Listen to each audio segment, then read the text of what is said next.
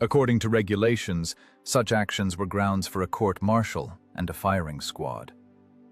But the crew of this self-propelled gun had only two options left: burn alive according to the rules, or commit an act of madness they do not teach in academies. They decided to play dead. Imagine this: two German Tigers, the newest machines with the best optics, standing just 300 meters away. They see the target, but they do not shoot.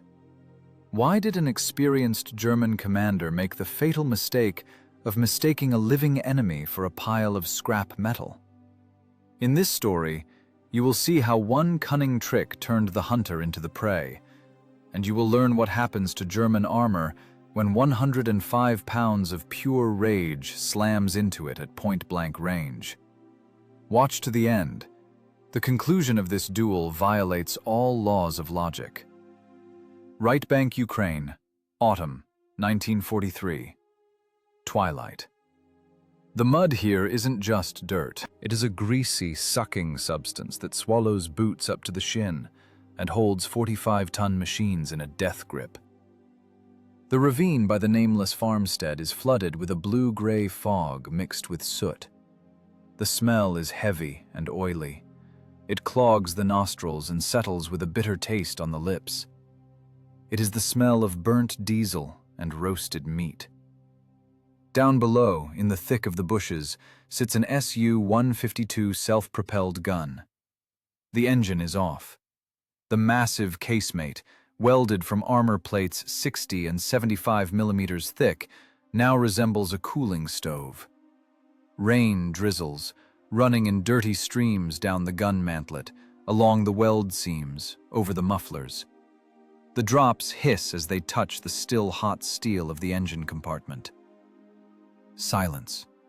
Absolute ringing silence, which at the front is more terrifying than any artillery barrage.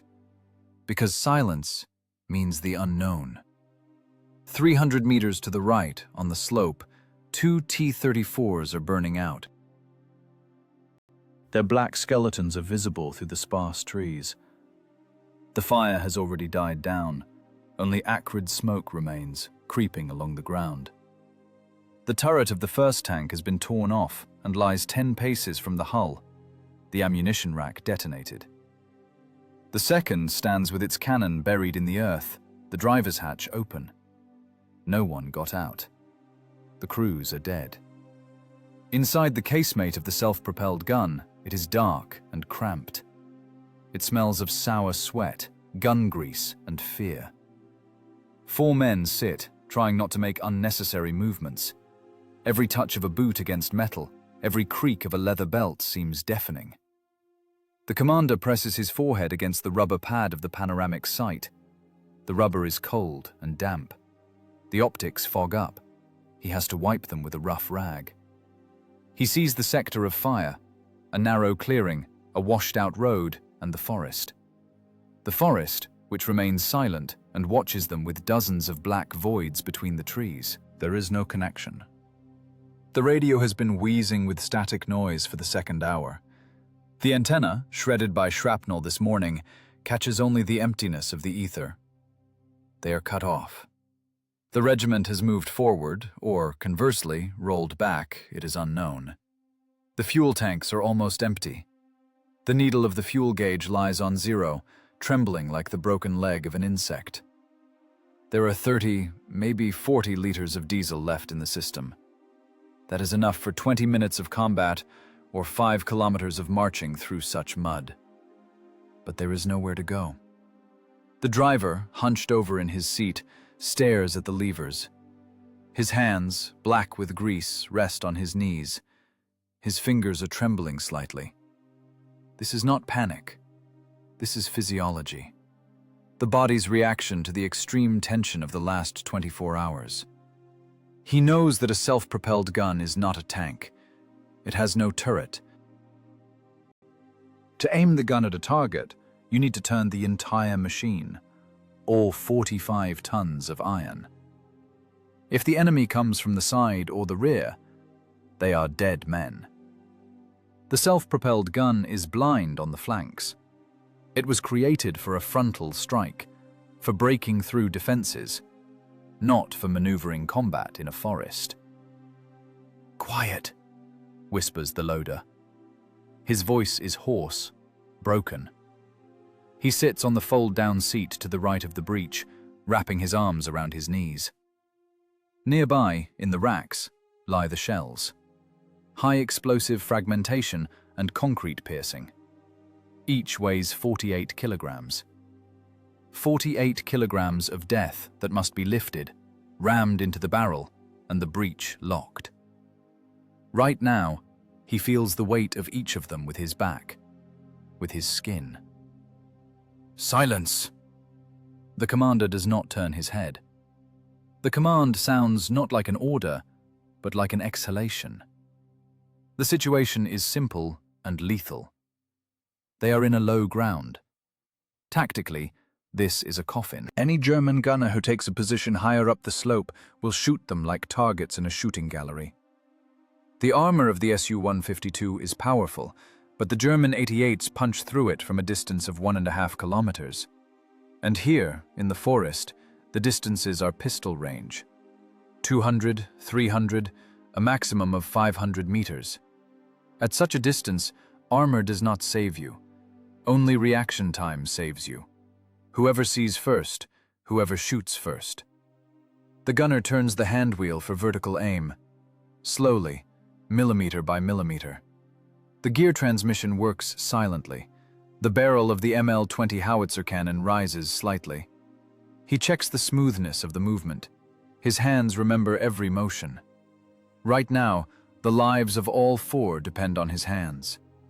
He looks into the sight, trying to catch movement in the gathering twilight. Branches, bushes, tree trunks, everything looks suspicious. His eyes are tired. His vision begins to play cruel tricks. It seems like a bush is moving. It seems that behind that thick oak, a muzzle brake flashed. Beast Slayer. That is what the infantry calls their machine, a beautiful predatory word. But the crew knows the underside of this word. To kill a beast, you have to get close to it. You need to have nerves of steel to wait for the silhouette of a tiger or a panther to appear in the sight. And you need to understand, if you miss with the first shot, there will not be a second. Reloading separate loading ammunition takes time. 20 seconds, 30 seconds if your hands are shaking. In that time, the German cat will have time to fire 3 shells, 3 nails in the lid of their coffin. The wind changes. Now it blows from the direction of the burning tanks. The smell of burning becomes unbearable. It penetrates inside the casemate, scratching the throat. It is the smell of defeat, a reminder of what happens to those who let themselves be discovered. The commander analyzes the map imprinted in his memory. Friendly lines are about 10 kilometers away, in a straight line. But there is no straight road. There is a muddy dirt road, a hill under fire, and this cursed forest. The Germans are somewhere nearby. They cannot be far.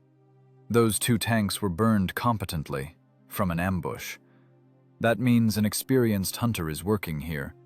Not a stray anti-tank gun, but heavy armor. Germans like to hunt in pairs. One strikes, the second covers. "Water," croaks the driver. He reaches for the flask attached to the wall, a sip of warm, stale water. His Adam's apple twitches. Inside the self-propelled gun it is cold, but sweat runs down their backs in streams. It is the cold, sticky sweat of anticipation. The walls of the casemate press in.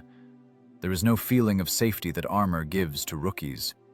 There is a feeling that you are sitting inside a huge target. The Zeiss optics on German tanks allow them to see better, see farther. They see in the twilight. They see through smoke. We are blind kittens against wolves. The commander tears himself away from the sight, sweeps his gaze over the crew. Their faces are gray, smeared with soot. Their eyes are inflamed. These men haven't eaten for 2 days. They haven't slept for 3. They are at their limit. But they are a single mechanism, parts of the machine. If the man breaks, the machine breaks. Listen, the commander orders in a whisper. Listen to the ground. The driver presses his ear to the side armor. Metal is an excellent conductor of sound. If a Maybach engine is working somewhere nearby, if heavy tracks are clanking, the armor will transmit the vibration before the ear catches the sound through the air. A minute stretches like an hour. The beating of the heart in the ears drowns out everything. Thump, thump, thump. Even, powerful, fast.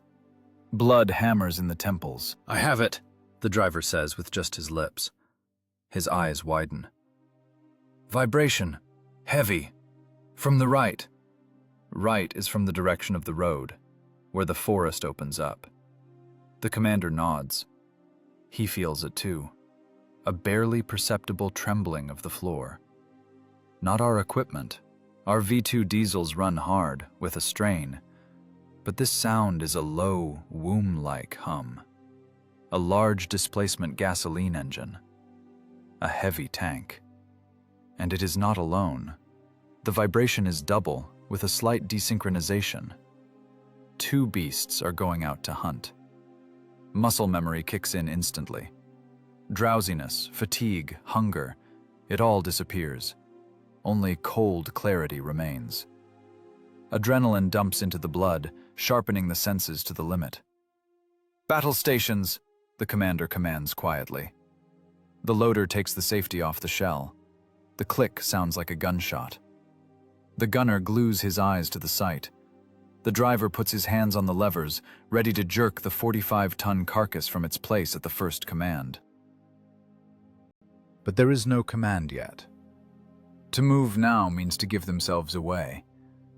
The engine is cold.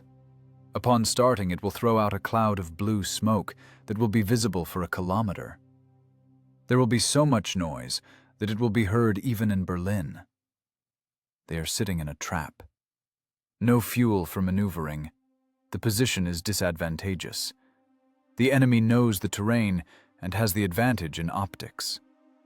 The Germans have rotating turrets. We have a fixed casemate. The Germans have the initiative. We have only one argument. 152 millimeters. A weighty argument. But to use it, the enemy must expose himself. You have to make him make a mistake. And experienced German crews do not make mistakes. Unless they are forced to. The commander looks at the darkening edge of the forest. In his head, like the gears of an adding machine, options are turning. Sit and wait? They will find us and shoot us from a safe distance. Try to leave? They will catch up and burn us in the back, in the thin rear armor. Accept battle here? The conditions are unequal. They will flank us. There is no way out. The logic of war dictates death. The manual prescribes taking up a defensive position and standing to the death. But standing to the death usually means simply dying without inflicting damage on the enemy, and the task is to destroy. The commander's gaze falls on the lever for releasing smoke canisters, then on the engine temperature gauges, then on the slope where the fog is crawling. A crazy, suicidal construct forms in his brain, a plan for which the Academy would give a failing grade and send you to the guardhouse. But this is not the Academy. Here is mud, blood, and 2 tigers crawling toward them to kill. If you cannot win with strength, you must win with impudence. If you cannot hide, you must become visible. So visible and pathetic that the predator loses caution. The vibration intensifies. Now the sound is audible too. The characteristic clanking and squeaking of German tracks. They are close. Very close. 400 meters around the bend of the clearing. The commander unclenching his fist. His palm is wet. He wipes it on his trousers. "Driver!" His voice is hard as the steel of a shell. "Prepare for simulation. The crew freezes. Simulation? In a situation like this? "We're going to play dead," adds the commander. "Knocked out, helpless dead men. To survive, we have to die momentarily. Right now." The captain looks at the periscope, but sees not cloudy glass, but diagrams in his head. Fear leaves. In its place comes a cold mathematical assessment of probabilities. This is not panic when hands shake and thoughts are confused. This is the work of an analytical apparatus that sorts through options for death, discarding them one by one as 100% certain. In this duel, the Germans hold all the aces. This must be admitted immediately, so as not to harbor illusions. The first ace is topography, forest, and low ground. The Su-152 self-propelled gun is an assault weapon, a tool for cracking fortified defense lines, concrete bunkers, and steel boxes at direct fire range. It is a hammer, a heavy, inertial hammer that you need to swing wide. But here, in the tight forest, there is nowhere to swing a hammer. Here, you need a scalpel. And the scalpel is the Tiger. The German heavy tank Tiger is the ideal killing machine at a distance. Its 88mm KWK-36 gun possesses a flat trajectory. The shell flies fast, almost in a straight line. They don't need to calculate complex wind corrections or drift at a distance of 300 meters. It is enough for them to aim the crosshairs and press the pedal. Their optics, the famous coated Zeiss sights, allow them to see the target even in twilight, distinguishing individual rivets on the enemy's armor. The second ace is the turret. On the Tiger, it rotates. This gives it the ability to shoot in any direction without changing the position of the hull. It can stand behind cover, exposing only the front of the turret, and control a 360-degree sector. The Su-152 has no turret. The gun is mounted in a fixed casemate. The angle of horizontal guidance is only 12 degrees to the left and 12 to the right. This is a sector of fire comparable to a narrow crack in a fence. Everything outside this narrow cone is a dead zone. To shoot at a target that has shifted even a meter to the side, the driver needs to turn the entire 45-ton machine. In this mud, on soft ground, turning the hull is time. It is the roar of the engine that will give away the position. These are jerks that throw off the aim. While the driver is yanking the levers, trying to catch the Tiger in the sight, the German gunner will have time to smoke a cigarette, load a sub-caliber round, and plant it right in the gun mantlet or under the hatch ring. The captain mentally draws lines on the terrain map. The Germans are not fools. They won't climb head-on if there is an opportunity to flank. The Panzerflotte manual prescribes acting in pairs or threes. One tank ties up the enemy with combat from the front, distracts attention, makes them nervous. The second at this time performs a flanking maneuver. If we stay here in the hollow, the script will be short. The first Tiger will appear on the ridge, stop, but won't shoot. It will simply stand there, threatening with its barrel. The crew of the self-propelled gun will be forced to keep it in their sights. At this time, the second German, using the noise of the forest and the twilight, will bypass them on the right, through the sparse bushes. He will come out on the flank, there, where the armor of the casemate is vertical and vulnerable. Or, worse, he will come in from the rear. One shot into the engine compartment, and a fire is guaranteed. The fuel tanks will ignite, the ammo rack will detonate in seconds. The retreat option is also calculated. Reversing along a washed-out track won't get you far. Walking speed. The self-propelled gun will crawl like a turtle, exposing its stern to the Germans. This is simply delayed death. Death in the back. The attack option? Rush forward to close the distance. The engine is old, worn out. The tracks are slipping. The Tiger accelerates faster, brakes faster, turns faster. At short range, its rate of fire is 6 to 8 rounds per minute. We have, God willing, 2. If the loader doesn't tear his back heaving 100-pound slugs in the cramped fighting compartment. In a duel at short range, in a maneuvering fight, the beast slayer loses. It is a fact. It is physics. The commander feels the crew's eyes on him. They are waiting for a decision. They understand the layout no worse than he does. They saw those 2 burnt T-34s. The guys there probably thought they had a chance too. "Comrade Captain," the gunner's whisper sounds like a sentence. "If they split up, we're finished. We won't have time to turn." The captain nods. He knows. If we act according to regulations, if we accept battle in a classic defense, it is the end. The instructions require camouflage and waiting. The instructions were written in headquarters, on clean tables, by people who saw a tiger only on diagrams of vulnerable zones. They did not account for this sticky fear, this mud, and this absolute helplessness of a clumsy casemate against a rotating turret. In this situation, logic is the enemy. Logic says there are no chances. Logic dictates resignation. But war is not chess, where pieces move according to rules. War is poker. And when you have bad cards in your hand, all that remains is a bluff. A crazy, brazen bluff on the verge of a foul. We need to break the German script, make them forget about the manual, about caution, about flanking maneuvers. We need to make it so they see not a dangerous enemy, but easy prey, a trophy, a piece of steel meat that can be finished off without risk. The psychology of a German tanker is order and calculation. They are methodical. They are used to killing equipment that resists. But what will they do with equipment that is already dying, that is broken, helpless, and smoking? The captain clenches his teeth. His jaw muscles spasm. The plan is born not from tactical manuals, but from despair and anger.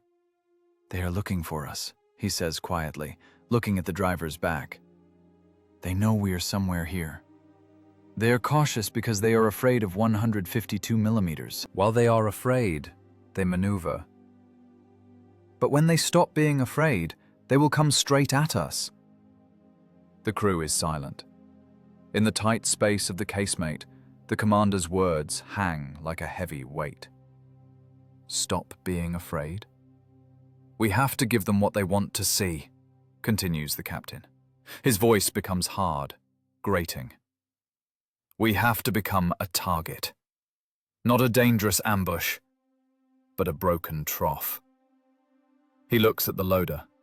The man sits clutching a shell, his face white as chalk. "We will go out into the open." The commander articulates each word. The gunner's eyes widen. Go out into the open? Under the guns of 2 tigers? That is suicide. That is a violation of all orders. For losing the machine, the tribunal will shoot them, if the Germans don't get them first. "We will go out and stop," continues the captain. "We will simulate a breakdown. We will make them believe that the beast slayer is dead. That the hydraulics leaked out, the engine seized, and the crew is in panic. This is not tactics. This is psychology, calculated on the predator's instinct. A predator does not waste energy on a complex hunt if the prey lies before him with a broken spine. The predator approaches to make the last bite, to finish it off. And in that moment, when he comes close, when he believes in his impunity, he will open his flank. But this is a risk beyond reason. If the Germans decide not to approach, but to shoot them from 500 meters, the crew will perish without even having time to snarl back. If the acting is bad, they will be burned. If the gunner's nerves fail, it's all for nothing. The captain looks at his watch. The second hand crawls in jerks. Time works against them. With every minute, the twilight thickens. giving the advantage to German optics and infrared filters, if they have them. We can't wait any longer. Listen to my command! The commander's voice fills the casemate, displacing the fear of action with the fear of responsibility. Driver, start her up. We crawl out onto the road, slowly, with effort, like wounded animals. In that moment, in the enclosed space of the self-propelled gun, the atmosphere itself changes. The air becomes electrified. There is no more room for doubt. There is only the order and the madness that becomes the only way to survive. Calculation is over. The game with death begins. We are going out to the clearing. The captain's words fall into the silence of the casemate like shell casings on a steel floor. Heavy, hollow, irreversible. The driver slowly turns his head. His neck cracks. In his eyes, rimmed with black circles of grease and fatigue, one can read not just misunderstanding. Animal terror splashes in them, mixed with distrust of the commander's sanity. Go out into the open? Now? When two German heavy tanks are prowling in the forest with optics that see right through you. This is not an order. This is the raving of a shell-shocked man. Comrade Captain, the driver's voice trembles, breaking into a falsetto. That's a court-martial. That's execution on the spot. The manual forbids unmasking a position given the enemy's numerical superiority. We'll be sitting ducks. They'll burn us before we turn. The loader in the corner stops breathing. He presses his back into the ammo rack, as if trying to merge with the cold metal of the shells. He is 20 years old. He wants to live, not burn alive in a steel box in the middle of Ukrainian mud. Cut the hysterics. The commander's voice is dry, devoid of emotion. There is not a note of madness in it, only icy calculation. Listen here. Listen carefully, because I won't repeat myself. The captain leans forward. In the semi-darkness of the fighting compartment, his face seems carved from stone. If we stay here, they will flank us. The Germans aren't idiots. They won't climb head-on into 152 millimeters. They'll send one to distract, and the second will hit us in the side. And then we will die according to all the rules of the manual. Heroically and pointlessly. He pauses, letting the words soak into the crew's consciousness. If we run, they will shoot us in the stern. The Tiger has a higher rate of fire and better stabilization. We won't get away in this mud. The driver is silent. He understands mechanics. He knows that the Su-152 is not a race car. It is a mobile pillbox, and pillboxes don't run. The only chance to survive is to make them come to us themselves. Come close, under our shot, into our sector. They won't come, objects the gunner. He is still looking into the sight, but his hands have turned white from tension. They will hit from a distance. They have a half-kilometer advantage. It makes no sense for them to climb under fire. Correct, nods the captain. A smart enemy won't climb. Therefore, we must make it so they stop being smart. We must become for them not an enemy, but prey. Sweet, safe, helpless prey. The captain looks around at his men. We will play the wounded animal. The plan he outlines sounds like a sentence. It is a violation of all norms of armored warfare tactics. It is pure adventure, for which in peacetime they put you on trial. But right now, there are no judges here. Here, there are only two exits. Burn or win. Driver, you take the machine out to the clearing, with a jerk, and immediately kill the engine. Simulate a breakdown of the right final drive. The machine should jerk and turn, as if the track jammed. Understand? The driver nods, swallowing viscous saliva, simulating a breakdown under the nose of the enemy. One wrong move, and the simulation will become reality. Loader! The commander turns to the kid in the corner. As soon as we stop, light a smoke canister.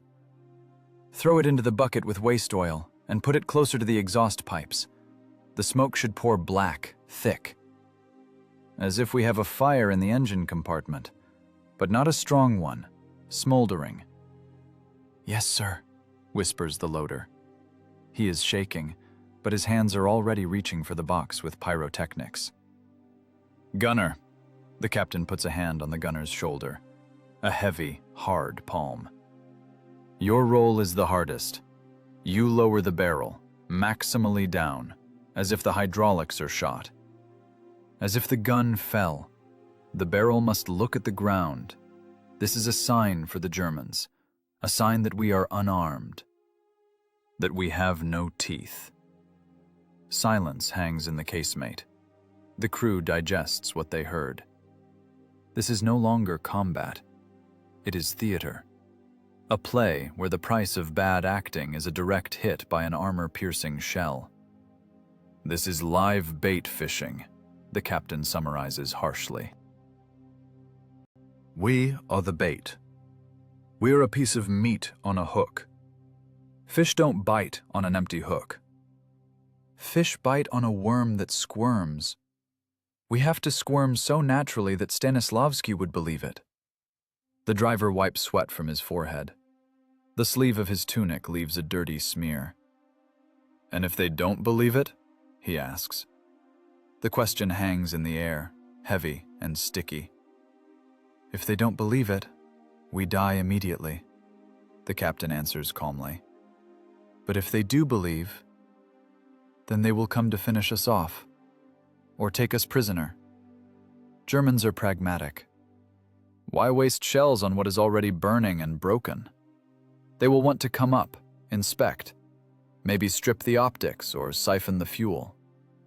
Greed, that is what we will catch them on greed and arrogance. At this moment, a transformation occurs. Fear hasn't gone anywhere. It is still here, chilling the insides. But now fear has a vector. There is a task.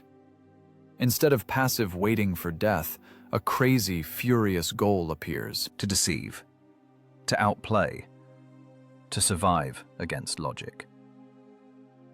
Gun loaded? Asks the commander. Armor piercing in the chamber, reports the loader. 53 B5 51. Excellent. Gunner, keep the target in mind. The barrel is down, but keep hold of the hand wheels. As soon as I give the command, raising the barrel to the aiming line should take a second. 1 second. We practiced on the range. Remember? I remember. The gunner nods. His pupils are constricted. The muscles remember. Driver. The captain looks at the driver. On my command, turn the hull. A degree or two, no more, to help the gunner. But only on command. Before that, you are a corpse. The machine is a corpse. We are all corpses. Outside, rain begins to drizzle. Drops drum on the roof armor, counting down the seconds of fading life. Inside, smells of diesel, gunpowder, and adrenaline. This cocktail hits the head harder than alcohol. Prepare to move out, commands the captain. Batten down hatches. Don't stare into the periscopes. Breathe evenly. We are starting. The driver's hand rests on the starter. His fingers are no longer trembling. They have clenched into a fist, ready to press the button. This is the moment of truth. The line between death by regulation and life by madness. The captain closes his eyes for a moment. He sees the battle map. He sees those damned tigers. He knows their psychology. The German commander, seeing a smoking Russian self-propelled gun that crawled out and died, will feel triumph, will feel safety. He will open the hatch to see better. He will order the driver to slow down. He will relax. and that will be his last mistake. "Do it," exhales the captain. "Go." The V2K engine roars, waking up. 500 horsepower shudder, transmitting vibration to the hull. The tracks bite into the liquid mud. The Su-152, heavy, clumsy, deadly dangerous, begins its movement from the saving shadow toward destruction, toward two predators who have already smelled blood. The game has begun. The bets are placed. At stake is the life of 4 against Krupp armor. The 12 cylinders of the V2K diesel roared, spitting out clouds of blue smoke. The 45-ton machine jerked, clanked its tracks, and crawled forward. From the saving shadow of the bushes, onto the open, fire-swept space, into the light. These were the longest 10 meters of their lives. The driver floored the gas pedal. The engine choked, gaining revs, but immediately received a hard shock from the transmission. The driver yanked the right steering clutch toward himself, sharply, roughly, the way only rookies or dead men do. The right track locked dead. The left continued to rotate, and the self-propelled gun was thrown to the side. The heavy hull skidded. The wide tracks tore off the top layer of turf, biting into the fat, black mud. The machine dipped its nose, toppling into a rut, and stood across the road. An ideal target. Huge, motionless, exposing its side to a strike from the heights. "Kill it!" barked the captain. The driver punched the engine stop button. The roar of the diesel cut off instantly, replaced by the hissing of pneumatics and the ringing of cooling metal. Silence fell, in which every sound seemed like an explosion. Now the show began. The most terrifying part of the game, where the audience is armed with 88mm cannons and the actors are locked in a steel box. "Smoke!" commanded the commander, not tearing himself away from the periscope. The loader, bent double, was already busy at the rear bulkhead. In his hands was an RDG smoke canister. He pulled the fuse. A hiss rang out, and thick, acrid smoke began to fill the fighting compartment. The loader threw open a small hatch in the engine bulkhead and tossed the canister right onto the transmission, closer to the exhaust manifolds. "Don't turn on the ventilation," he wheezed, coughing. His eyes were watering. "Let it pour through the cracks." Black, greasy smoke crawled outside. It seeped through the loose joints of the engine compartment, through the radiator louvers, through the gaps in the hatches. From the outside, it looked gruesome and convincing, as if a fuel line had been severed inside and diesel had started burning on the red-hot cylinder block. For any tanker, this smoke is a signal of the machine's agony, a signal that the crew has either already burned or is about to climb out, saving themselves from the fire. "Gun!" The captain struck the gunner's shoulder with his fist. "Drop the barrel!" The gunner leaned on the vertical aiming handwheel. The heavy barrel of the 152mm ML-20 howitzer cannon slowly went down. The squeak of the mechanism's gears in the silence seemed like the grinding of teeth. The barrel lowered until it hit the limiter. Now the formidable weapon, capable of blowing the turret off any German tank, looked at the ground. It looked broken, dead, like a fighter's broken arm. This was the main psychological marker. A tank with a lowered barrel is not dangerous. Its hydraulics are shot, the lifting mechanism is smashed, or the gunner is shell-shocked. It cannot fire aimed shots. It is powerless. "Hatches!" shouted the captain. "Seal them tight!" Heavy armor plates overhead slammed shut with a clang. The locks clicked. The sound cut them off from the outside world. Now they were in a capsule, in a steel coffin filled with the smell of burning, sweat, and smoke from the canister. Inside it became dark. The only light penetrated through the narrow slits of the periscopes and the sight. The air thickened. It became hard to breathe. The smoke corroded the lungs, but they couldn't cough. Every movement, every sound could betray their presence. "Freeze," whispered the captain. "We are dead. We don't exist." The crew froze. The gunner took his hands off the hand wheels but kept his palms a millimeter away from them, ready to grab on at the first signal. The driver curled into a ball, pulling up his legs so as not to touch the levers. The loader sat on the floor, clutching his head in his hands. Right now they were not soldiers. They were bait. A feeling of helplessness covered them in a dense wave. They sat inside 45 tons of metal but felt naked.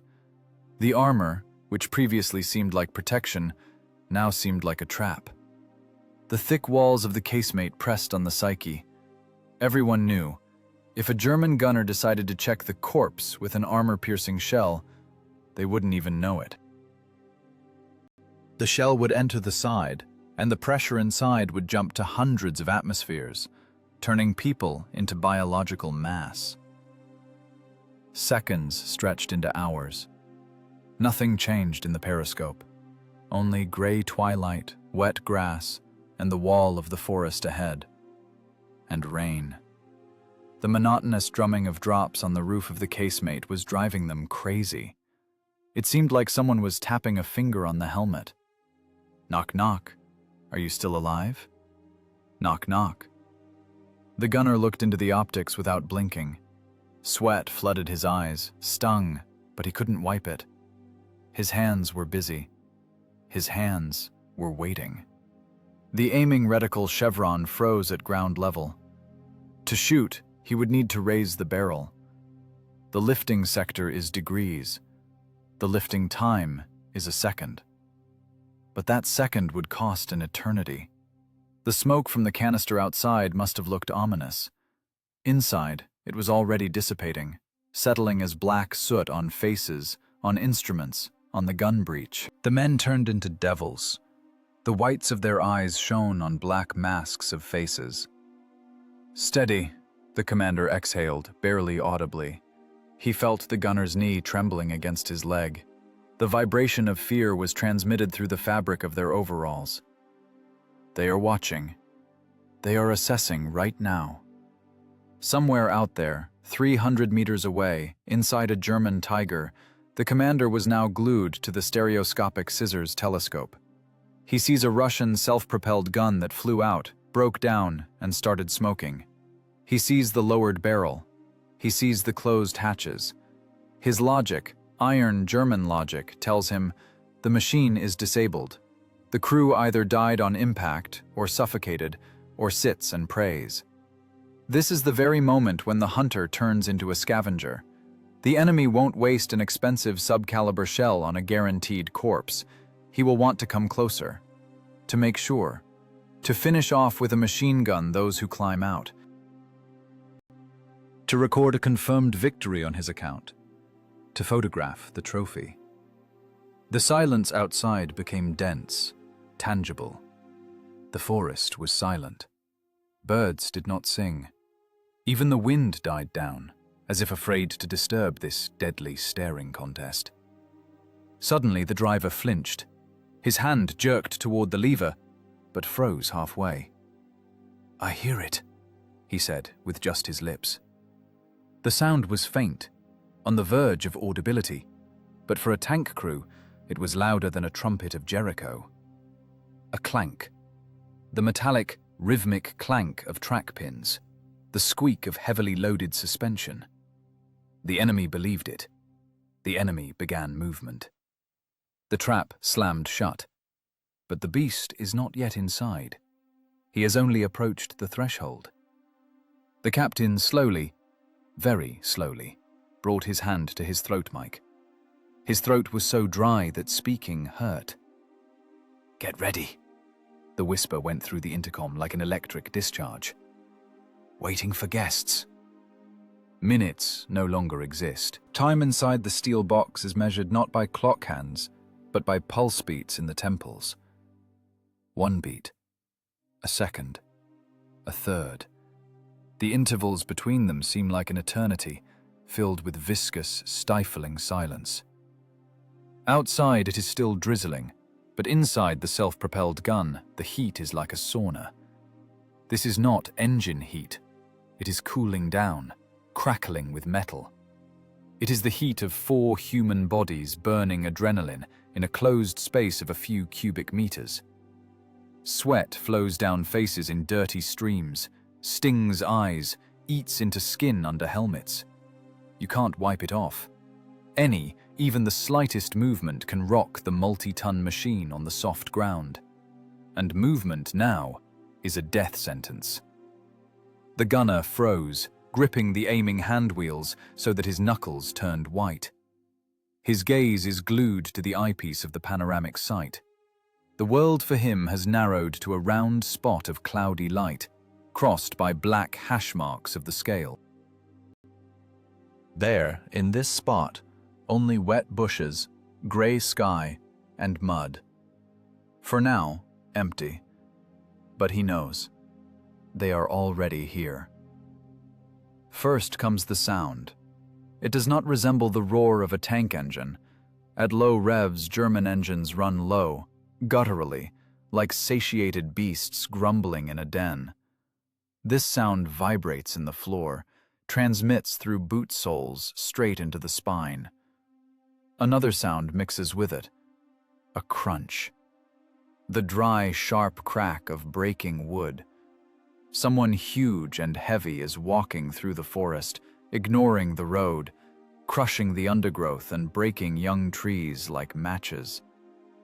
"Right," whispers the commander. His lips almost touch the throat mic. "Sector 2 o'clock. I see movement." In the murky green of the forest, where the trees part before the clearing, something changes. Shadows become thicker. The contours of trunks distort. And suddenly, from the chaos of branches and foliage, geometry emerges. Rigid, alien to living nature geometry, of right angles and flat surfaces. The first tiger crawls out onto the edge cautiously, as if testing the ground for strength. Through the optics, it seems monstrously huge. Its silhouette, familiar to every frontline soldier from silhouette targets, in reality presses on the psyche with its mass. Wide tracks caked with mud slowly grind the earth. The frontal armor, 100 millimeters of first-class German steel, glistens from the rain. There isn't a scratch on it. It is a new machine, or at least fresh, a predator in the prime of its strength. The tank's turret slowly turns. The long barrel of the 88mm gun with a massive muzzle brake describes an arc, scanning the space. This barrel is looking for a victim. The Zeiss optics hidden behind armor shutters are now probing every bush, every bump. "Don't breathe," commands the commander. "Everyone freeze!" Dead silence reigns inside the Su-152. Only the cooling oil in the transmission is heard, making quiet clicks. The crew turned into hearing and vision. They are looking at death, which stopped 300 meters away from them. Following the first tank, a second appears. It comes out to the left, keeping distance. The Germans are true to themselves. Regulations and tactics above all. The second Tiger covers the first. Its turret is turned toward the forest, covering the flank of the lead. This is a classic pair, a coordinated pair of killers that has cleared more than 1 kilometer of Soviet land. Now there are 2 of them. 110 tons of German armor against one immobile, knocked-out, self-propelled gun. The commander of the first Tiger leans out of the commander's cupola. He feels safe. The distance allows it. Through binoculars, he sees a picture of defeat before him. A Russian self-propelled gun, nose buried in the mud. The barrel is lowered to the ground, a sure sign of broken aiming mechanisms or the death of the gunner. Thick, black smoke is pouring from the engine compartment. This is smoke from the canister, lit by the loader. Inside the casemate, it tickles the throat.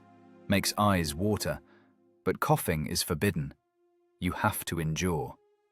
This smoke is their only protection, their camouflage. It screams to the Germans, "We are burning! We are already dead!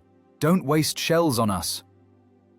The German officer carefully studies the beast slayer through binoculars. He sees the open space, sees the helplessness of the victim. A cold calculation is going on in his brain. A shell costs money. A shell must be saved. Why shoot at what is already put out of action? Inside the self-propelled gun, the gunner sees through the sight as the turret of the lead Tiger turns. The black pupil of the gun looks straight at them, straight into the forehead of the casemate. If the German presses the trigger now, the shell will stitch through the armor, and everything will end in an instant flash. The gunner's heart beats somewhere in his throat.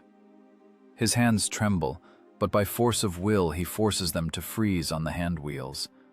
Muscles cramp. It seems to him that the German sees him through the armor, sees his fear. "Come on," whispers the commander, not tearing himself away from the periscope. "Believe, believe, you bastard." It is a game of nerves.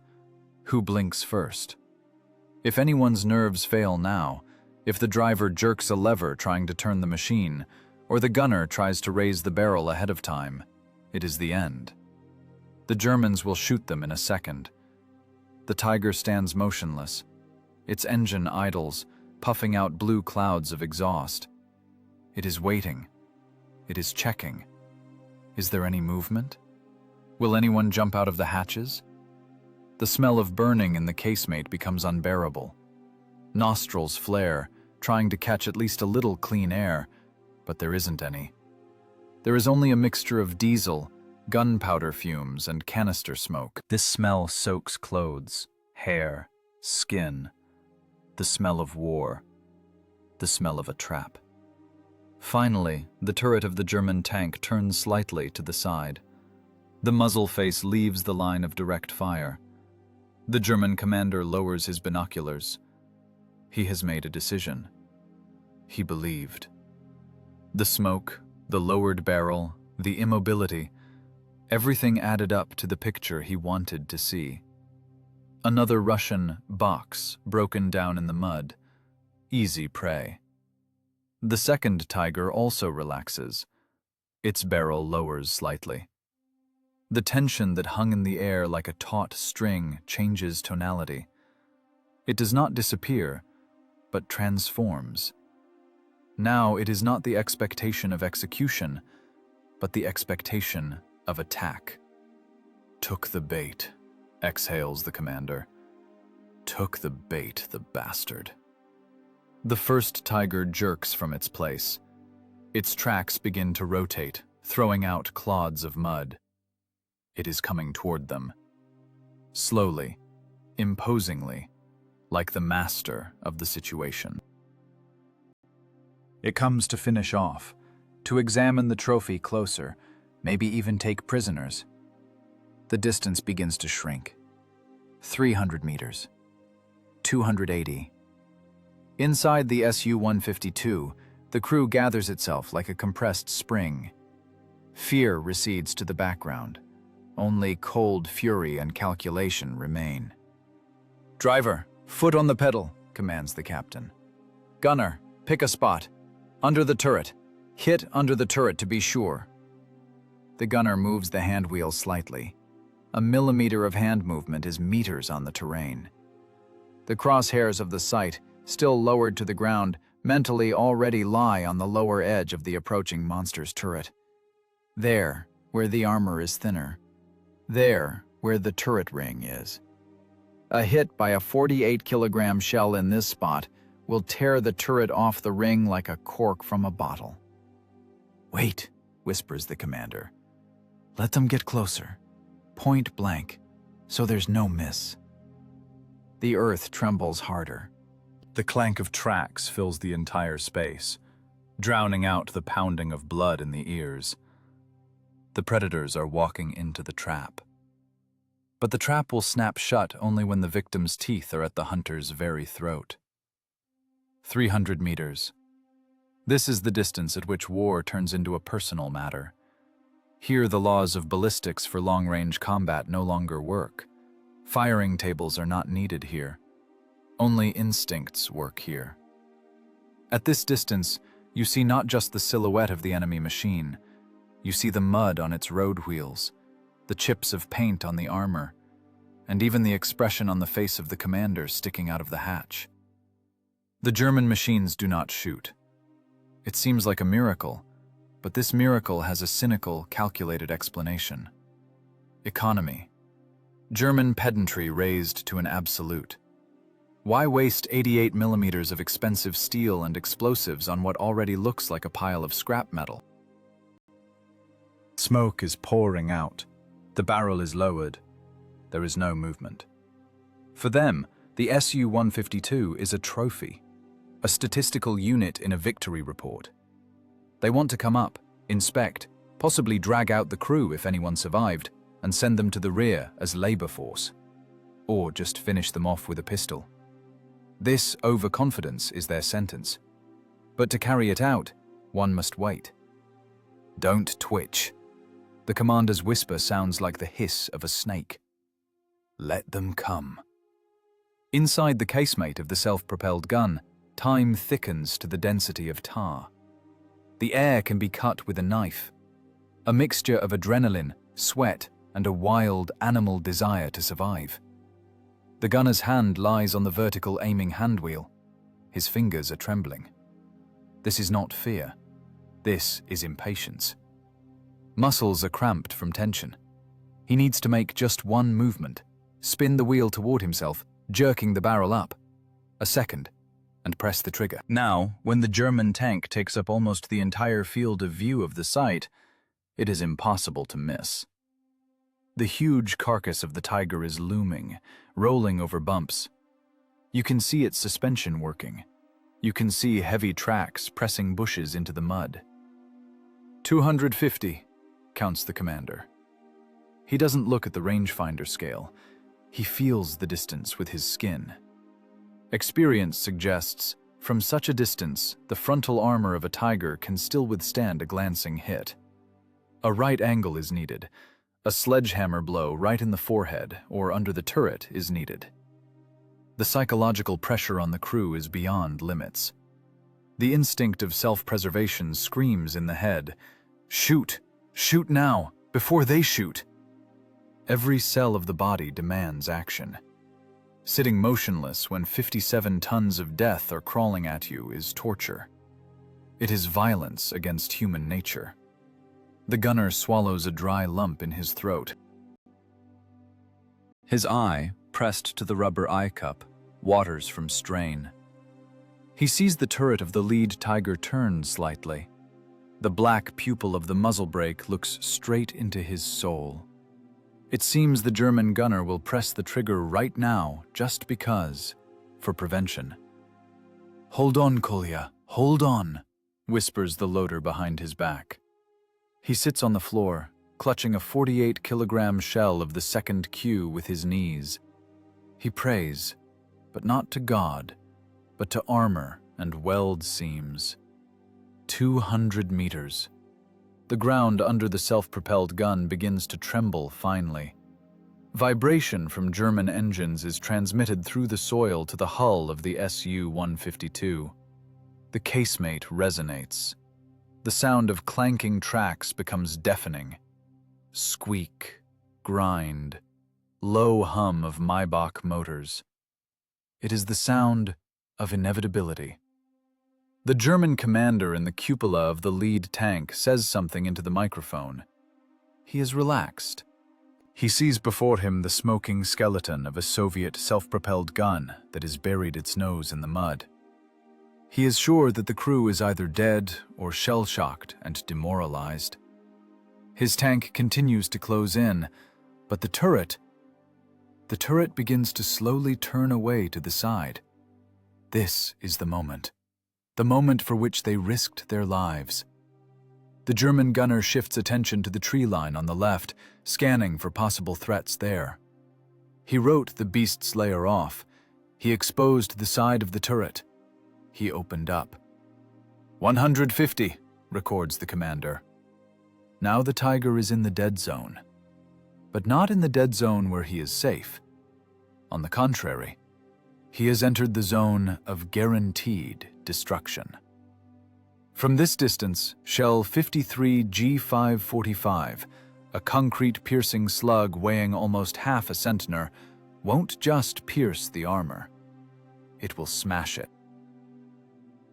The energy of the impact will be such that even without the detonation of explosives, the kinetic blow will tear the turret off the ring, rip the weld seams, turn the insides of the tank into mince.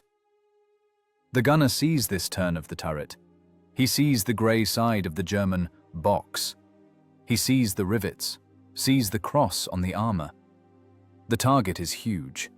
It blocks out the whole world. Hands itch to yank the hand wheels. Seconds stretch into infinity. "Wait!" The commander abruptly reins him in. The voice is steel, chopping.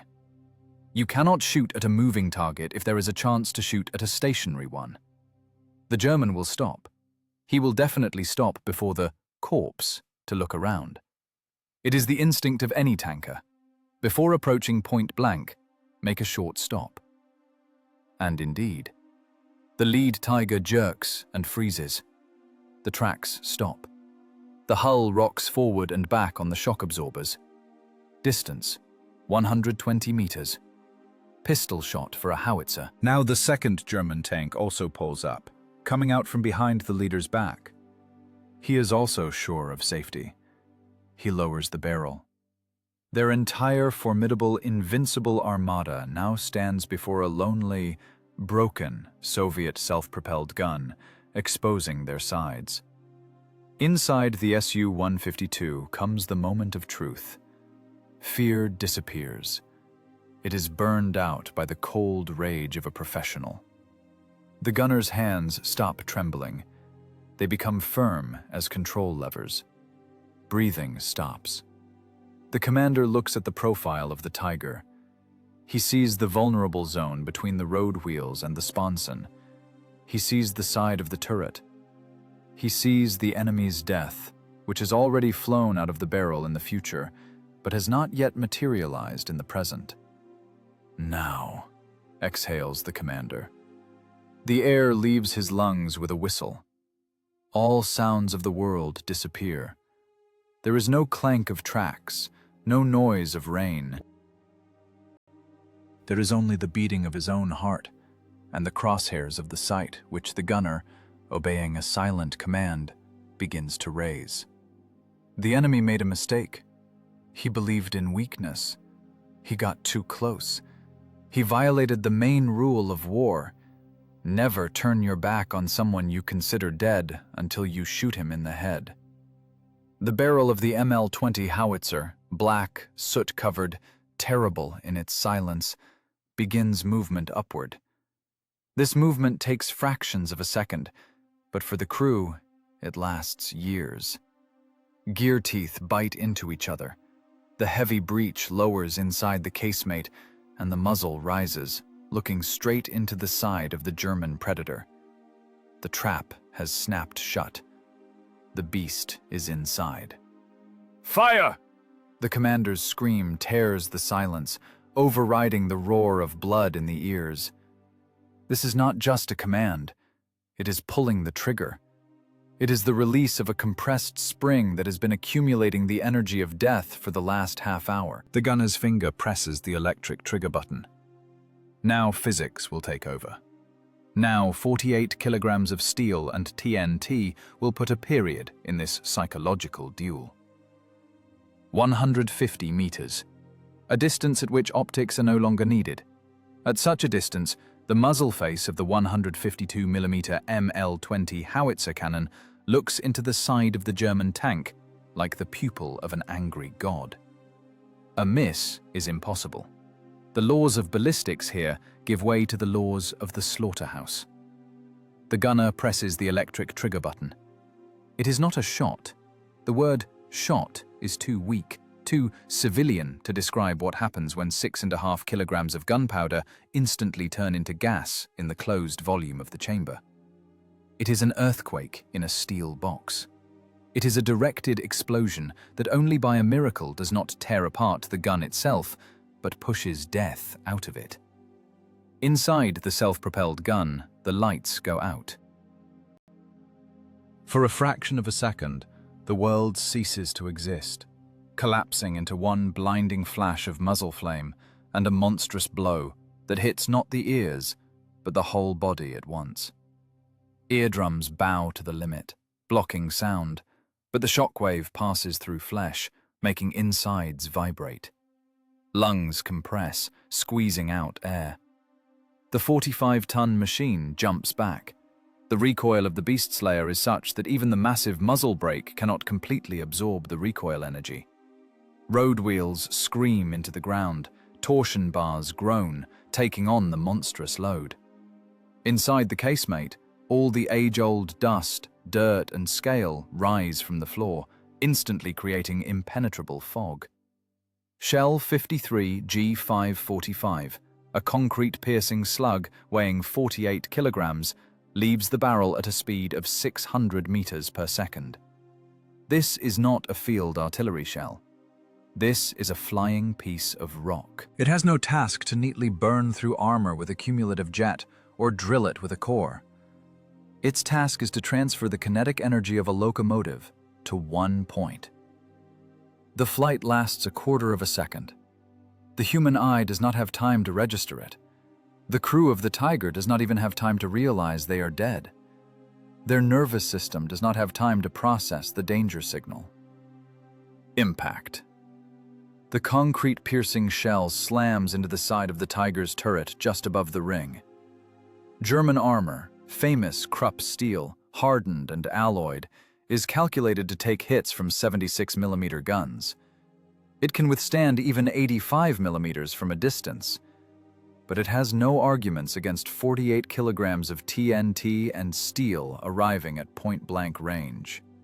The physics of the process is monstrous. The kinetic energy of the impact is so great that the armor plate is not pierced, it is smashed. The structure of the metal is destroyed at the molecular level. The shell enters inside, turning into an avalanche of red-hot fragments and a shock wave. But the most terrible thing happens outside. The energy of the impact tears the turret off the ring. Bolts, each as thick as an arm, are sheared off like macaroni. The multi-ton construction of the Tiger, its pride, its rotating turret with the long-barreled gun, flies into the air. It performs a ridiculous somersault, carried by inertia, and crashes onto the side of the hull with a roar, crushing sponsons and exhaust pipes. Inside the German tank at this moment, hell occurs.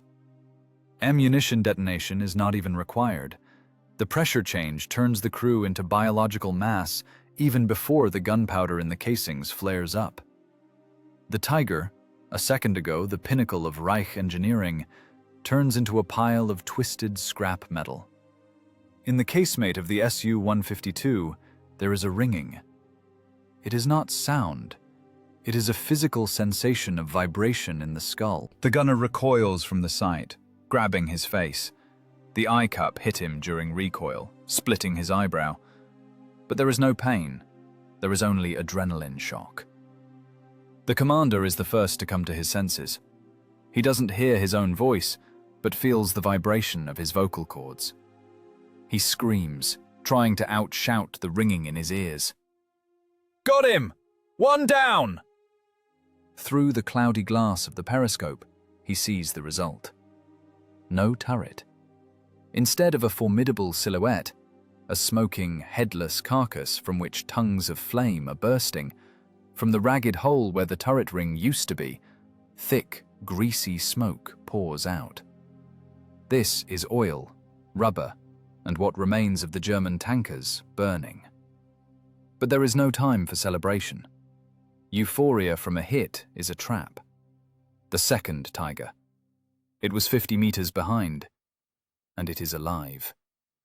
The explosion of the first tank brought the Germans out of their stupor.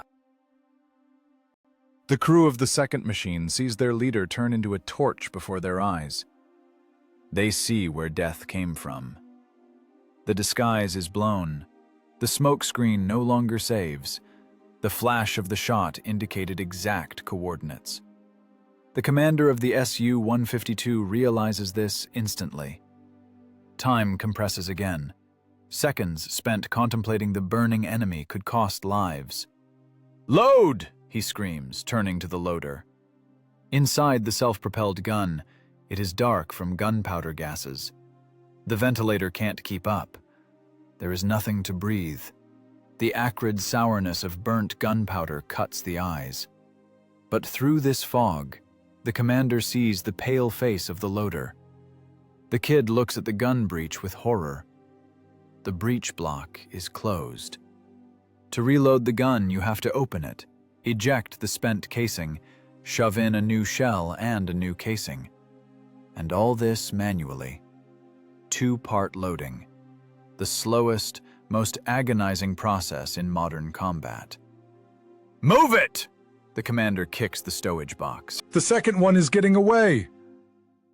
The second Tiger is indeed reacting. It doesn't stand still, waiting for its turn. Its engine roared, tracks began to dig the earth. The German driver slammed it into reverse, trying to escape into the folds of the terrain, behind the smoke of his burning comrade. The turret of the second tank begins to rotate feverishly, looking for a target. The long 8.8 barrel gropes for their casemate. Now it is a race. Who is faster? German turret rotation hydraulics or the muscles of a Soviet loader? The loader grabs the breech handle with a jerk. Hot metal burns fingers even through mittens. A yank. The heavy wedge breech block goes down with a clang. The extractor ejects the smoking brass casing. It falls to the floor with a heavy ring, rolls under feet, radiating heat. "Hey!" screams the commander. There are no more armor-piercing rounds at hand. Digging into the far stowage means losing another 10 seconds.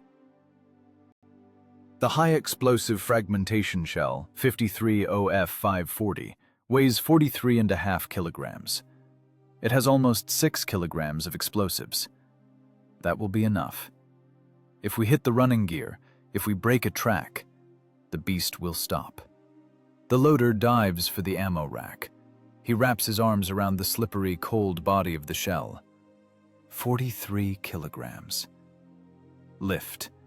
Turn in the cramped space. Don't hit the fuse against the breech. Hit the bore channel. His hands are trembling, but this is the trembling of extreme tension. Back muscles crack. He wheezes, pushing air out through clenched teeth. "Come on, buddy, come on," whispers the gunner, who is already turning the hand wheels, trying to catch the retreating enemy in the sight. The shell enters the chamber with a dull sound. Now the casing. Another dash to the rack. The casing with the charge is lighter, but it is long, awkward. The second Tiger has already turned its turret.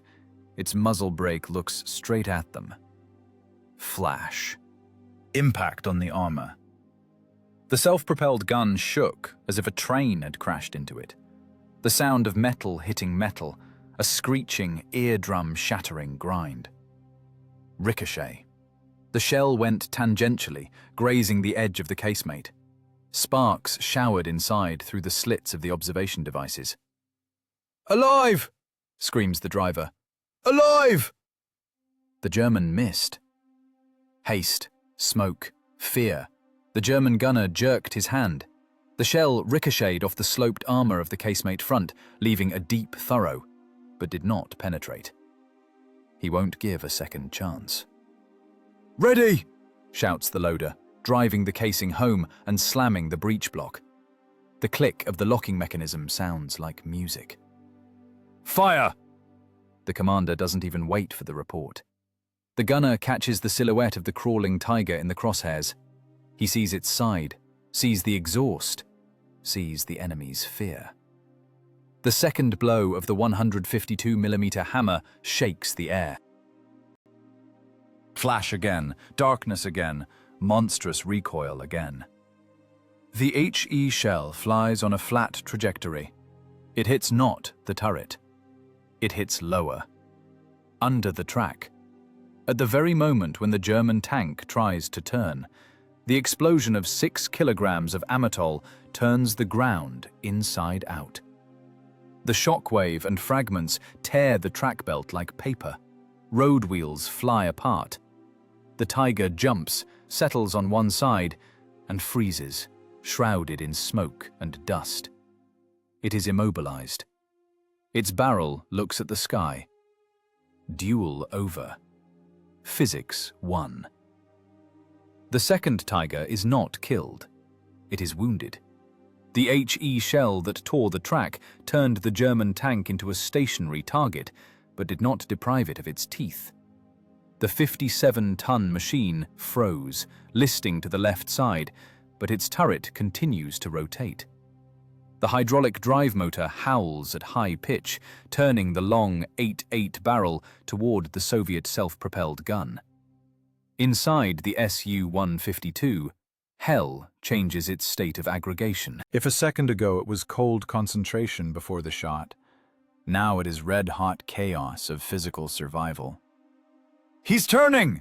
Screams the gunner, not tearing himself away from the sight. "Turning the turret, the bastard!" The commander sees it through the periscope.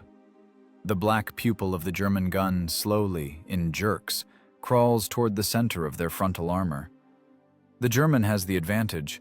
He doesn't need to turn the hull. He only needs to turn the turret. It will take him 5 seconds. The crew of the self-propelled gun does not have these seconds. The gun is empty.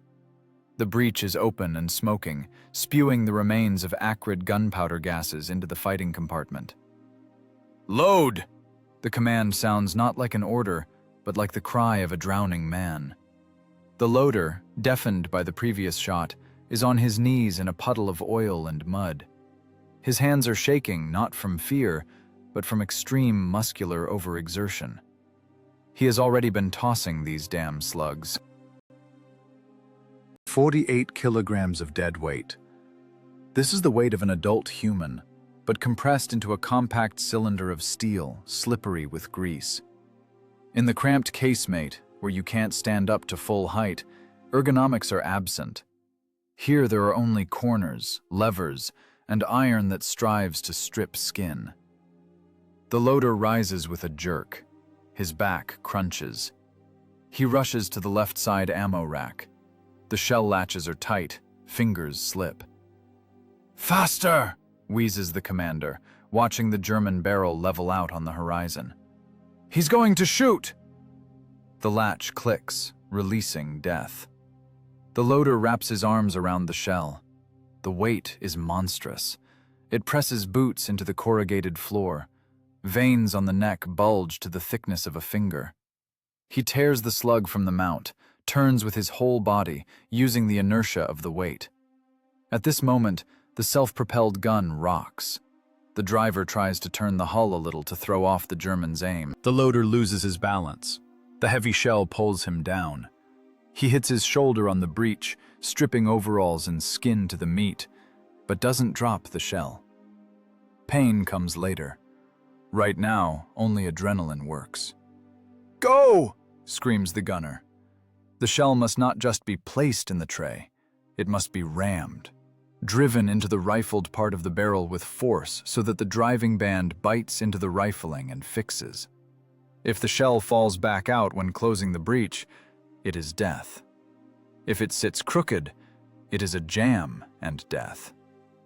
The loader takes a step, a half squat, and a sharp push with arms and body. The sound of the shell entering the chamber is a dull, solid impact of metal on metal. Clong. Now the casing. This is separate loading, the curse of large calibers. Until you drive in the casing with the propellant charge, there will be no shot. The loader dives down for the casing. It is lighter than the shell, but longer. Brass is slippery. Sweat floods eyes, eats mucous membranes. In the casemate stands a blue fog. The fan on the roof hums, but cannot cope. There is no air. There is only carbon monoxide and the smell of burnt iron. Outside, 100 meters away, the German gunner has already caught the beast slayer in the crosshairs. He is waiting for the swaying of the machine to settle after the sudden stop. He is a professional. He won't shoot blindly. He aims for the gun mantlet, there where the armor has a complex shape, there where a hit guarantees taking the gun out of action or punching right through. Time stretches into viscous rubber. The commander of the Su-152 sees death in the face. He sees the German barrel freeze. "Casing!" His voice breaks into a squeal. The loader drives the brass casing into the breech, with his palm on the base, driving it to the stop. And immediately, without a pause, grabs the massive handle of the wedge breech block. Yank down. The heavy steel wedge rises up with a clang, locking the bore channel. Click of the safety. "Ready," exhales the loader, and falls onto the fold-down seat, gasping for air like a fish thrown on shore. His arms hang like whips. Nails are torn off. There is blood on his fingers mixed with gun grease. At this moment, the German fires. The flash of the Tiger's muzzle flame blinds even through the periscope. Impact. This is not a ricochet. This is a glancing hit. The 88mm slug hits the slope of the front plate, right above the driver's station. A shower of sparks, a monstrous ring from which blood vessels in the eyes burst. The self-propelled gun shakes like an empty tin can. Scale rains down inside. The light bulb flickers and goes out, plunging the crew into semi-darkness. "Driver!" screams the commander. "Alive!" The voice from the driver's hatch is muffled, as if from a basement. The driver is shell-shocked, but conscious. The armor held. The sloped plate, that famous angle of inclination, saved them. The shell went into the sky, leaving a deep, ragged furrow on the steel, smoking from kinetic heating. But there won't be a second chance. The German loader in the Tiger works fast. He has a unitary cartridge. He doesn't need to mess with a separate casing. He is already driving the next shell. They have 5, maybe 6 seconds until the next shot. "Fire!" The commander hits the gunner on the shoulder. "Finish him!" The gunner, half blinded by the impact, shakes his head. Everything swims in the sight. But the dark silhouette of the knocked out, but not killed, enemy is clearly visible. It occupies the entire lens. No need to aim. The distance is dagger range. Finger on the trigger button. Ballistics aren't needed now. Now, brute destructive power is needed. In the barrel, a concrete piercing round, the one intended for destroying permanent pillboxes. For a Tiger, this is excessive. For the crew inside the Tiger, this is a sentence without right of appeal. Seconds won by the loader's sweat and blood are running out. Whoever presses the button first will live. An electrical impulse runs along the wires to the primer tube. The current impulse reaches the primer bushing. Shot. This time there is no sound. Hearing, already concussed by the previous strike of the German slug on the armor, shuts down completely. There is only a shove, a monstrous kick knocking them off their feet, from which the 45-ton self-propelled gun shudders to its very bottom. The gun breech flies back to the extreme recoil position, barely not smearing the commander against the rear wall of the casemate. Inside the fighting compartment, a small atmospheric collapse occurs. Pressure jumps. Dust, scale, age-old dirt from the floor. All this flies into the air, creating an impenetrable veil. The flash of muzzle flame blinds even through closed eyelids.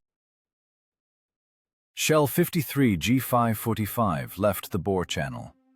Distance, less than 100 meters. For a concrete-piercing shell weighing 48 kilograms, this is not distance. This is a shot at point-blank range.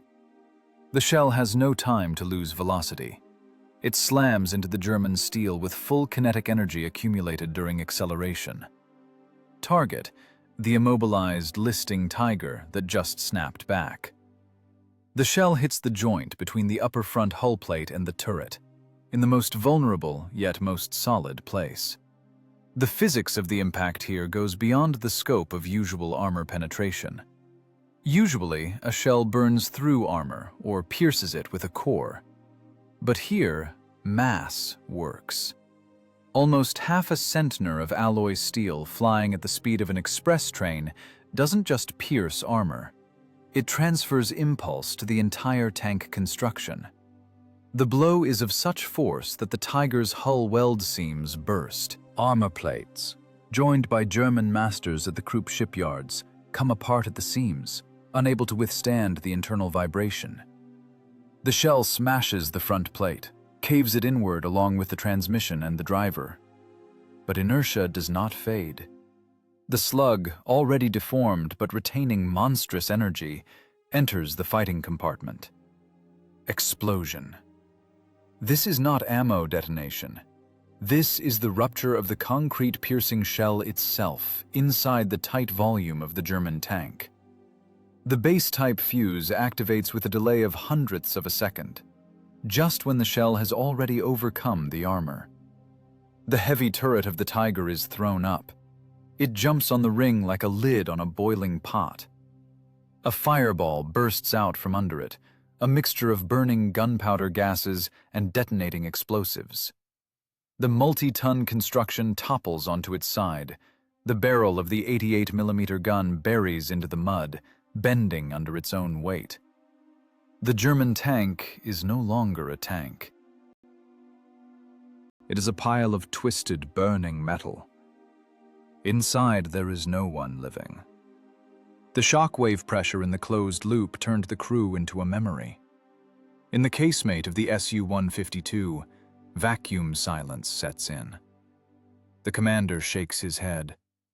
In his ears stands a thin, high ringing, similar to the squeak of a mosquito. He tries to inhale, but his lungs are clogged with fumes. The fan hums strainedly, trying to pull out the blue smoke, but its blades only stir the poisoned air. "Kolya!" he screams, but doesn't hear himself. He sees the loader sliding down the wall, clutching his chest. The gunner falls away from the sight. His face is black from soot. A bruise is swelling under his eye from the eye cup strike. He looks at the commander with crazy, dilated eyes and screams something, soundlessly moving his lips. The commander makes a hand gesture. "Look!"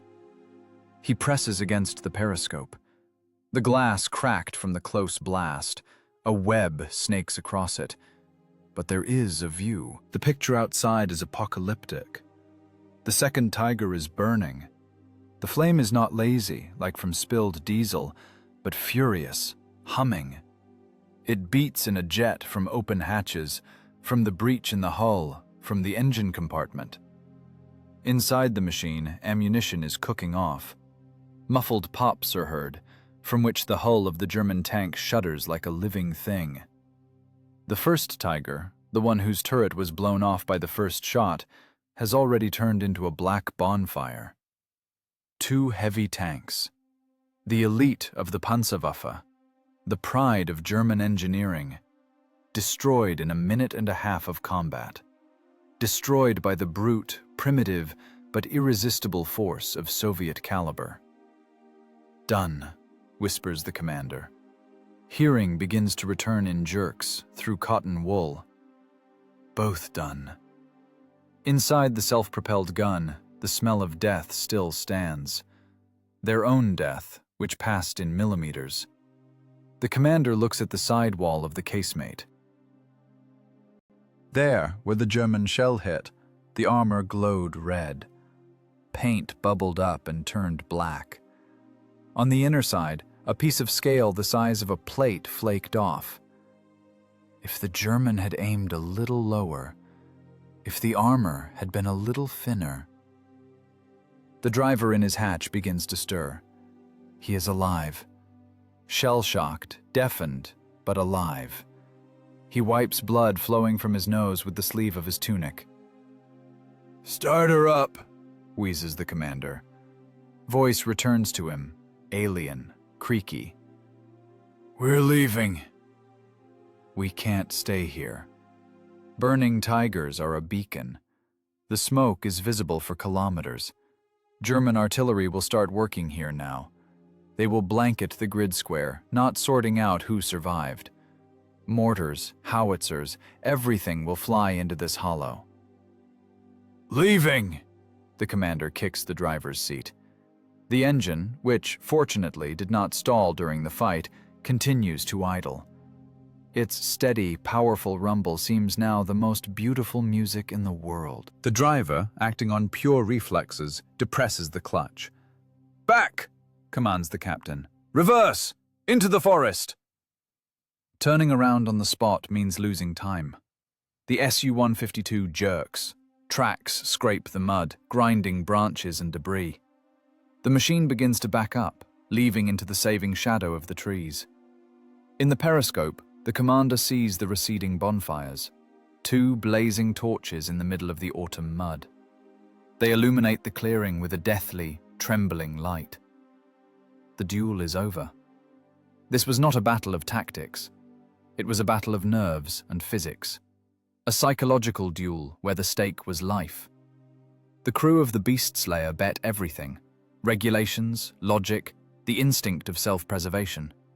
They played poker with death, bluffing with empty hands, and won the pot. The machine crawls into the forest. Branches hit the armor, hiding them from prying eyes. Darkness embraces the hull like a mother. The gunner leans back against the seat back. His hands are shaking so much that he cannot unbutton his collar. The loader sits on the floor, staring at one point. He is smiling, with the strange, crooked smile of a man who looked into the abyss and came back. They are alive. The ringing in ears gradually subsides, giving way to the usual noise of the motor and clank of tracks. But they will remember this ringing forever. The ringing of the ricochet that separated them from eternity. "Stop," says the commander when they go deep enough into the thicket. The machine stops. Vibration disappears. Silence. Now you can exhale. Now you can open the hatches. The heavy V2K diesel sneezed one last time and went quiet. The vibration, which for the last 40 minutes was the only reality, disappeared. It was replaced by the crackle of cooling metal. Mufflers clicked, contracting in the cold autumn air. Silence fell instantly. It was dense, heavy as a grave slab. In the ears, the phantom thunder of the shot. The ring of casings and shouting of commands still stood, but the forest around was silent. The commander was the first to unseal the hatch. The locking mechanism yielded with difficulty. Fingers, cramped with spasms, refused to obey. The heavy armor plate swung aside with a grind. Air burst into the casemate. Cold, damp, smelling of rotting leaves and wet earth. After the stale, toxic cocktail of gunpowder gases, diesel, and sweat that they breathed inside, this air burned the lungs. The commander coughed, spitting out black saliva. He pulled himself up on his arms and climbed out waist deep. The picture that opened to him was surreal. 300 meters ahead, in the hollow they just left, 2 industrial volcanoes were raging. The German Tigers were burning. The fire had already reached the fuel tanks, and now thick, oily columns of black smoke rose to the sky. They mixed with the whitish, melting smoke from their own canister, the very one that played the role of bait. The smoke of deception and the smoke of destruction intertwined into one gray shroud covering the clearing. The loader climbed out next. He simply flopped onto the roof of the engine compartment and lay on his back, spreading his arms. His chest was heaving. His face was white as chalk. Tracks of sweat showed through the layer of soot. He was nauseous. The body, working at the limit of physical capabilities, now demanded payment. Muscles that had tossed hundreds of kilograms of steel in a few minutes trembled finely. The gunner sat on the edge of the hatch, legs dangling inside. He looked at his hands. They were shaking. Shaking so much that he couldn't hold a spoon right now, let alone an aiming handwheel. He tried to get a cigarette from a pack, but his fingers crushed the paper, crumbled the tobacco. "Gimme," said the driver hoarsely, climbing out of his hatch. He was shell-shocked worse than anyone. A thin stream of blood flowed from his ear, drying on his dirty cheek. The driver flicked a trophy lighter. The flame flared up, illuminating their faces. Faces of old men on young bodies. Deep shadows under eyes, sunken cheeks, a gaze directed into nowhere. It was the gaze of people who stepped over the line and came back. No one said anything. Words were not needed. Words seemed small and empty compared to the fact that they were breathing. They looked at the burning monsters. Now, engulfed in flames, the tigers no longer seemed like invincible monsters. It was just a pile of iron. Twisted, burst, dead steel. The myth of the invulnerability of the German menagerie crumbled into pieces, colliding with the brute force of Soviet caliber and human cunning. Krupp armor, Zeiss optics, the genius of German engineers, all this turned out to be powerless against four tired, cornered men in a tin can who decided to break the rules. The commander took a drag of bitter tobacco smoke. The smoke burned his throat but cleared his head a little. He looked at his machine. The Su-152 stood in the shadow of the trees, dirty, soot-covered, with paint scraped off the sides. On the front plate of the casemate, where the German slug hit, a deep furrow gaped, a scar that would stay with her forever. The machine was cooling down. It did its job. It was not an elegant rapier, but a heavy blacksmith's hammer. And today, this hammer struck true. In the distance, from the direction of the farmstead, a rumble was heard. At first quiet, barely distinguishable against the background of crackling fire, it grew. This was not the heavy, low bass of Maybach's. It was a ringing, clanking native sound. V2 diesels. Many diesels. "Friendly forces," the loader said quietly, without opening his eyes. From the forest, breaking bushes, silhouettes began to appear. T-34s. They came in a broad front, bypassing the hollow from the flanks. Infantry on the armor waved their hands, seeing their self-propelled gun. Reinforcements arrived, as always, on time, when everything was already over. The commander flicked the cigarette butt into the mud. There was no euphoria. There was only monstrous fatigue and emptiness, as if the rod that held everything together for the last half hour had been pulled out of his soul. He knew what they would write in the reports. They would write about heroism, about a competent ambush, about nerves of steel. Staff clerks would turn this dirty, sweaty, crazy fight into a beautiful legend for newspapers. They would add pathos, remove the swearing and fear. But the crew would know the truth. The truth is that heroism had nothing to do with it. It was the cold calculation of despair. It was a game of poker with death, where the stake was life, and the only ace was a bluff. They bet on the enemy's greed, on his overconfidence, on the fact that the predator would want to play with the victim. And they won the pot. 2 tigers were burning out in the hollow, turning into black skeletons. The history of their crews ended here, in the autumn mud near a nameless farmstead. The history of the Beast Slayer crew continued. The commander patted the armor of the casemate with his palm. Warm, rough steel. "Thanks, Beast Slayer," he whispered. The driver drowned out the pain in his ears with a gulp from a flask. The gunner finally stopped trembling. The loader sat up, legs dangling from the armor. The war continued. Tomorrow, there would be a new battle, new mud, and new targets. But today, they won. Not by numbers, not by armor, but by will. Because ultimately, machines don't fight. People inside machines fight. And the one with stronger nerves wins, not the one with thicker armor. The commander inhaled the cold air deeply. "Start her up," he said simply. Time to head back.